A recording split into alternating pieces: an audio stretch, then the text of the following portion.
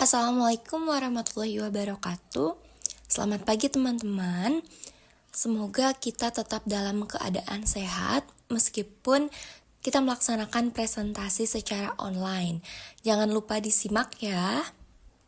Kali ini kita akan membahas materi tentang finite field. Apa itu finite fields? Ayo kita cari tahu bersama kami. Sebelumnya, perkenalkan kami dari kelompok 10 yang beranggotakan Vina, Azka, Nida, Aura, dan Kaisa. Tanpa berlama-lama, langsung saja kita bahas materi finite field. Nah, teman-teman, sebelum ke pengertian finite fields, mari kita ketahui dulu secara umum apa itu arti finite dan field. Nah, jadi arti finite artinya itu berhingga, sedangkan field adalah medan atau lapangan. Yang dimaksud medan atau lapangan di sini bukan seperti lapangan untuk olahraga, namun adalah himpunan yang di dalamnya bisa dilakukan penjumlahan, pengurangan, perkalian, dan pembagian kecuali dengan nol, dan hasilnya itu adalah anggota himpunan itu sendiri. Nah, field yang sudah kita kenal itu adalah himpunan bilangan rasional dan himpunan bilangan real. Jadi contohnya itu seperti himpunan bilangan real.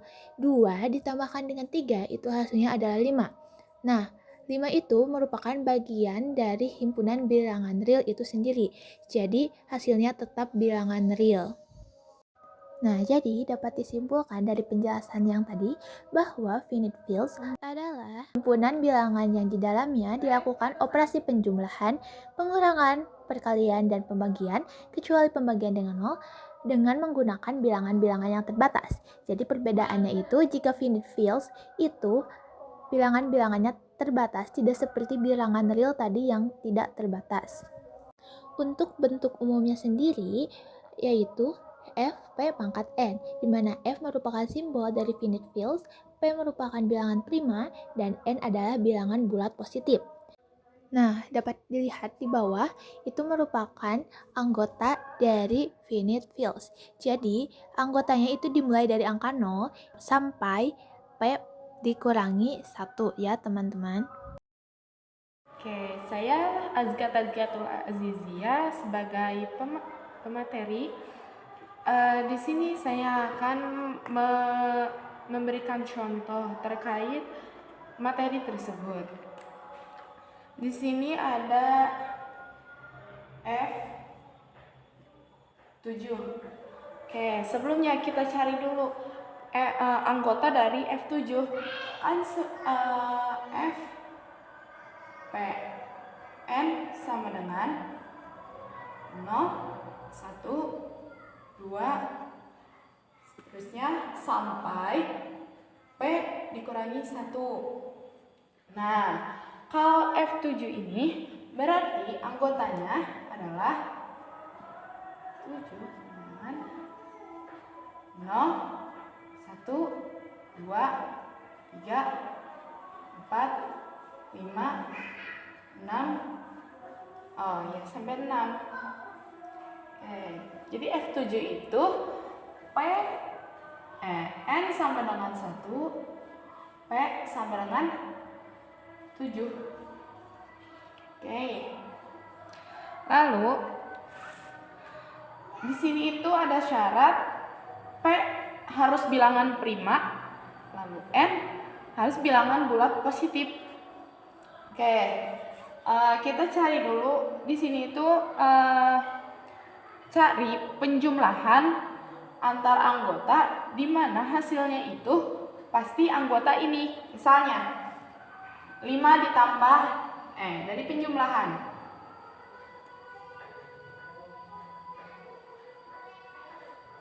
5 ditambah 6. Nah, ini masih anggota 7 tersebut kan.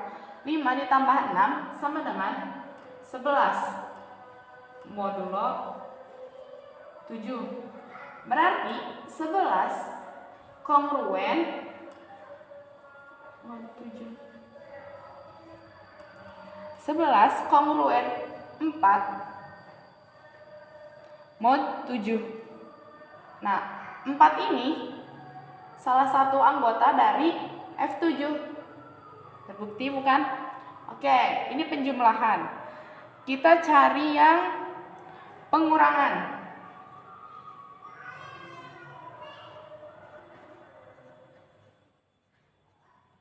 Kita ambil 4 dikurangi 1. 4 salah satu anggota F7, lalu 1 salah satu anggota F7 juga. Sama dengan 3 mod 7. Nah, ini kita nggak usah di apa-apain, tapi ini tuh 3 itu,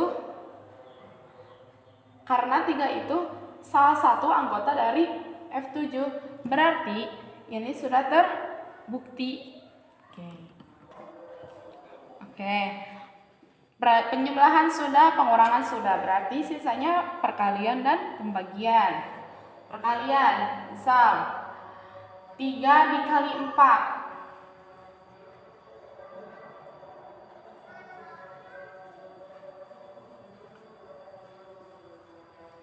Dengan 3 dikali 4, 12. Mod 7. 3 dikali 4, 12. Kongruen mod 7. Oke, 12 kongruen 5 modulo 7. Nah, 5 di sini adalah anggota dari F7, berarti terbukti. Oke, kita ke pembagian.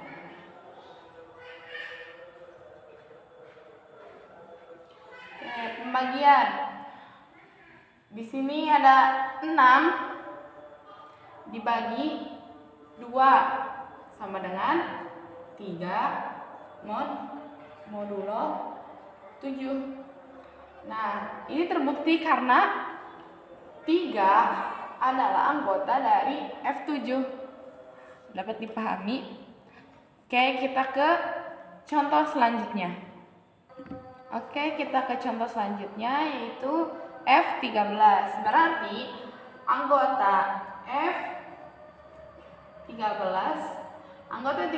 adalah 0, 1, 2, 3, 4, 5, 6, 7, 8, 9, 10, 11, 12.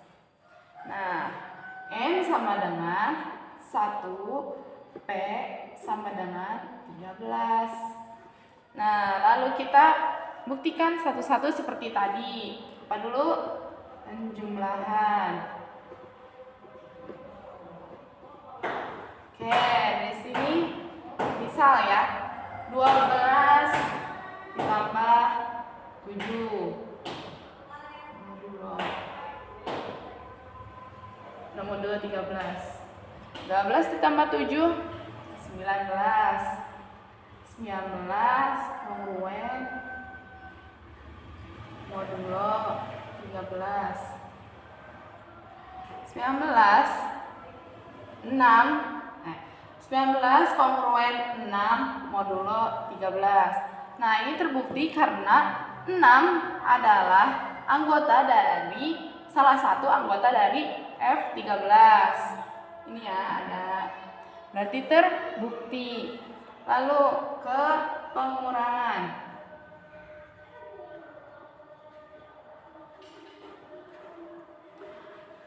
Oke, di sini kita coba 10 dikurangi 12 sama negatif 2 modulo 13.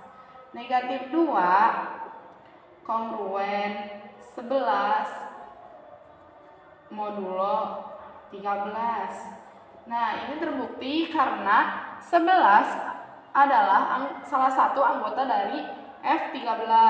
Ya, berarti terbukti. Oke, perkalian.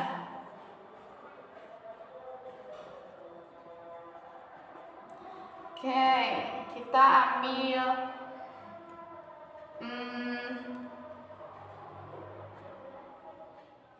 4 dikali sama dengan 28 modulo 13. 28 kongruen 2 ya. Kongruen 2 modulo 13. Nah, ini juga terbukti karena 2 adalah salah satu anggota dari F13. Lalu ke pembagian.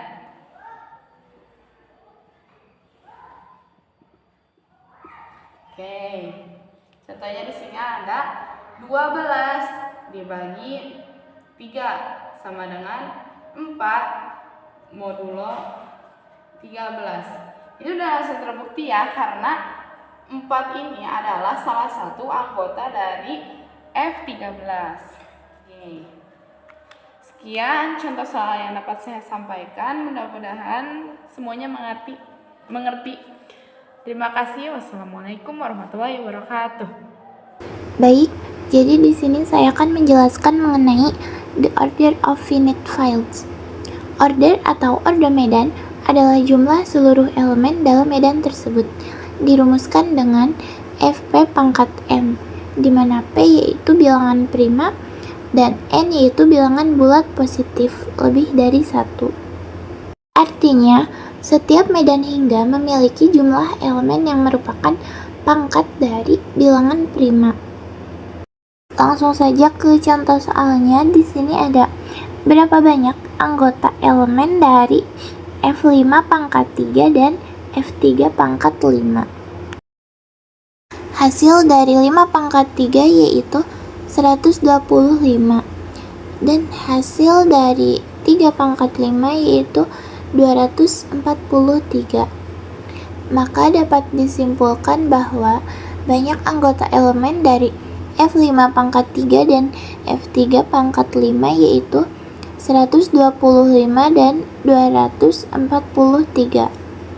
Di sini saya akan menjelaskan cara membangun finite fields ketika n lebih dari 1. Yang pertama, yaitu tentukan bilangan primanya terlebih dahulu, yaitu P, dan dengan derajat n lebih dari 1. Langkah kedua, tentukan banyaknya elemen atau anggota dari finite field tersebut. Setelah mengetahui banyaknya anggota dari finite field tersebut harus ada berapa, maka kita harus mencari polinomial tak tereduksi. Polinomial tak tereduksi yaitu polinomial yang bentuknya itu sudah paling sederhana dan tidak bisa lagi difaktorkan. Nah, pilihan dari polinomial tak tereduksi itu ada 2. Ada x pangkat n ditambah x ditambah 1 atau x pangkat n ditambah 1. Nah, kemudian kita tentukan terlebih dahulu anggota dari Fp. Fp itu berapa? Ketika anggotanya sudah dapat, kita substitusikan kepada pilihan polinomial tersebut, kepada kedua pilihan tersebut. Jika sudah disubstitusikan dan hasilnya ada yang kongruen dengan 0, maka polinomial tersebut tereduksi atau tidak bisa kita gunakan. Maka polinomial yang lain yang harus kita gunakan. Artinya memilih polinomial tak tereduksi yaitu ketika kita mensubstitusikan anggota dari Fp ke dalam polinomial tersebut tidak ada yang kongruen dengan 0, maka itu adalah polinomial tak tereduksi yang akan kita pilih. Supaya lebih paham lagi, mari kita kerjakan contoh soal berikut ini. Nah, contoh soal yang pertama yaitu ada F2 pangkat 3. Kita tentukan terlebih dahulu P atau bilangan primanya di sini yaitu 2. Kita tuliskan P sama dengan 2 dan N adalah pangkat di P yaitu 3. Nah, yang pertama kita tentukan terlebih dahulu anggota dari F2. Ketika Fp anggotanya yaitu 0, 1, 2, 3 dan seterusnya sampai P dikurangi 1, maka ketika F2 anggotanya yaitu 0 dan 1. Selanjutnya kita akan menentukan banyaknya anggota dari F2 pangkat 3. Ketika P pangkat N sama dengan Q yaitu rumus dari order atau anggota dari F, maka ketika 2 pangkat 3 adalah 8, ya, jadi F2 pangkat 3 anggotanya harus 8. Nah, kita udah dapet nih anggota F2 pangkat 3 harus 8, dan ketika F2 anggotanya yaitu 0 dan 1. Maka kita tentukan polinomial tak tereduksinya. Tadi ada dua pilihan polinomial tak tereduksi. Yang pertama itu X pangkat N ditambah X ditambah 1, dan yang kedua X pangkat N ditambah 1. Nah, N di sini adalah pangkat dari ini. Dari P yang ini, N ini, pangkat dari sini, oke? Nah, kita substitusikan aja anggota dari F2, yaitu 0 dan 1, ke semua polinomial ini.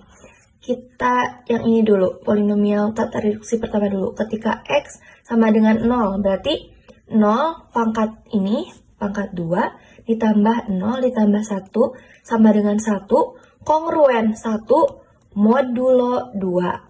Nah, ketika X sama dengan 1, ke sini dulu, 1 pangkat 2 ditambah 1 ditambah 1 sama dengan 3, kongruen 1, modulo 2. Nah, di sini kita dapatkan tidak ada yang kongruen dengan 0. Maka kita pilih dulu yang ini sebagai pilihan polinomial tak tereduksi. Kita coba lagi ke yang ini. Ketika X sama dengan 0, jadi 0 pangkat 2 ditambah 1 sama dengan 1, kongruen 1, modulo 2. Dan ketika kita tambahkan atau substitusikan X sama dengan 1 ke sini, 1 pangkat 2 ditambah 1 sama dengan 2, kongruen 0, modulo 2. Nah, kita dapat kongruen 0 karena polinomial tak tereduksi itu harus tidak kongruen dengan 0, maka yang ini salah ya. Berarti betul kita gunakan yang ini sebagai polinomial tak tereduksinya. Untuk menentukan anggota F2 pangkat 3 itu tidak sesimpel seperti karena ada 8 anggota gitu. Jadi 1, 2, 3, 4, 5, 6, 7 gitu ya. Tidak seperti itu ya guys. Jadi kita harus kita udah dapat nih polinomial tak tereduksinya, yaitu X pangkat N ditambah X ditambah 1. Maka nanti anggotanya juga harus ada 3 suku polinomial, sampai 3 suku polinomial. Nah, kita udah dapat dulu nih F2 itu 0, 1. Maka anggota selanjutnya yaitu X, kemudian X tambah X, dan X ditambah X ditambah 1. Nah, ini kita hitung ada berapa? 0, 1, 2, 3, 4, 5. Karena di sini X-nya pangkat 2, berarti ketika ini semua pangkat 1, kita lanjut ke pangkat 2 karena anggotanya ini belum memenuhi ya, harus 8 kan, sedangkan ini 5. Berarti kita lanjutkan X pangkat 2, X pangkat 2 ditambah X, dan X pangkat 2 ditambah X ditambah 1. Nah, ini anggotanya hingga terdapat polinomial tak tereduksi yang tadi kita gunakan 3 suku ini, dan N-nya itu pangkat 2 dari sini. Oke, paham? Untuk mengecek pemahaman kita semua, coba kalian kerjakan contoh soal yang kedua, yang F sub 3 pangkat 2. Jangan lupa kirim ke aku ya jawabannya. Kalau mau bertanya, silahkan juga. Baik teman-teman, materi selanjutnya yaitu struktur multiplikatif. Struktur multiplikatif adalah istilah matematika yang menjelaskan bagaimana perkalian bekerja di dalam suatu himpunan angka atau objek beserta semua aturannya. Sebelum mengoperasikannya, kita harus mengetahui dulu anggota dari FT, yaitu sebanyak Q dikurangi 1. Dengan catatan, 0 tidak termasuk anggota kelompok FQ dikarenakan 0 tidak memiliki inverse perkalian. Ia harus dikeluarkan dari himpunan agar sisa anggota bisa membentuk kelompok perkalian yang sempurna dan bisa disebut kelompok siklik yang menghasilkan beberapa generator. Struktur multiplikatif ini hanya memiliki satu operasi, yaitu perkalian. Dengan syarat bilangan yang dikalikan harus memiliki inverse perkalian, yaitu semua anggota kecuali 0 karena 0 tidak memiliki inverse perkalian. Suatu kelompok bisa disebut kelompok siklik jika memiliki anggota spesial yang disebut elemen primitif atau generator, yang dimana generator ini merupakan induk dari seluruh anggota. Jika kita ambil G dan terus-menerus mengalihkan dengan dirinya, maka kita akan menghasilkan semua anggota kelompok kecuali 0 sebelum kembali ke angka 1. Untuk memahami lebih lanjut, perhatikan contoh soal berikut. Tentukanlah apakah 2 termasuk generator dari F5. Mari kita jawab. Langkah pertama, kita tentukan terlebih dahulu banyak anggota dari F5, yaitu sebanyak 5 dikurangi 1 sama dengan 4. Jadi, F5 memiliki 4 anggota. Langkah yang kedua, kita tentukan anggota-anggota dari F5, yaitu 1, 2, 3, dan 4. Nah, 0 bukan elemen dari F5 karena 0 tidak memiliki inverse perkalian. Langkah selanjutnya, kita tentukan apakah 2 termasuk generator dari F5, maka kita akan mengalihkan 2 dengan dirinya sendiri sebanyak 1 sampai 5 kali. Yaitu 2 pangkat 1 sama dengan 2, maka 2 kongruen dengan 2 modulo 5. Langkah yang kedua yaitu 2 pangkat 2 sama dengan 4. 4 kongruen dengan 4 modulo 5.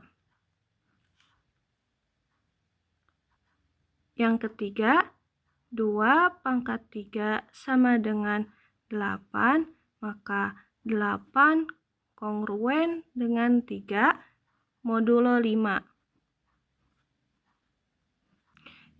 Yang selanjutnya, 2 pangkat 4 sama dengan 16, maka 16 kongruen dengan 1 modulo 5. Yang terakhir, 2 pangkat 5 sama dengan 32, maka 32 kongruen dengan 2 modulo 5. Maka hasil operasi tersebut yaitu 2, 4, 3, 1, dan 2.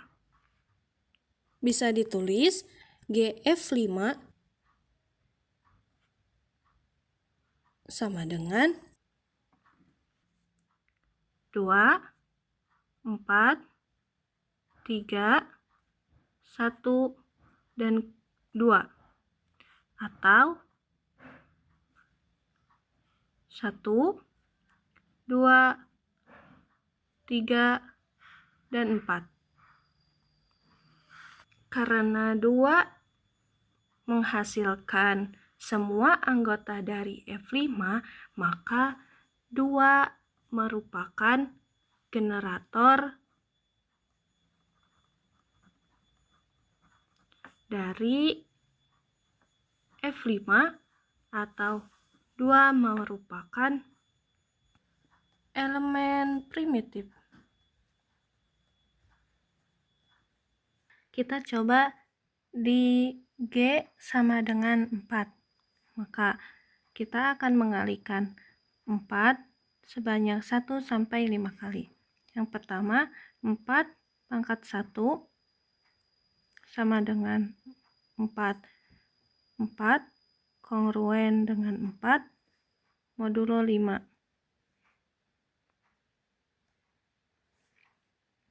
Yang kedua, 4 pangkat 2 sama dengan 16. 16 kongruen dengan 1 modulo 5. Yang ketiga, 4 pangkat 3 sama dengan 64. 64 kongruen dengan 4 modulo 5. Yang selanjutnya, 4 pangkat 4 sama dengan 256. 256 kongruen dengan 1 modulo 5. Terus 4 pangkat 5 sama dengan 1024. 1024 kongruen dengan 4 modulo 4. Di sini 4 menghasilkan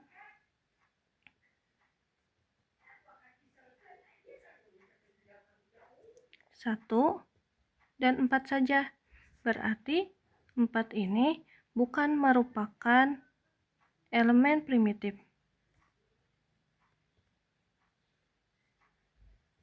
Dari F5.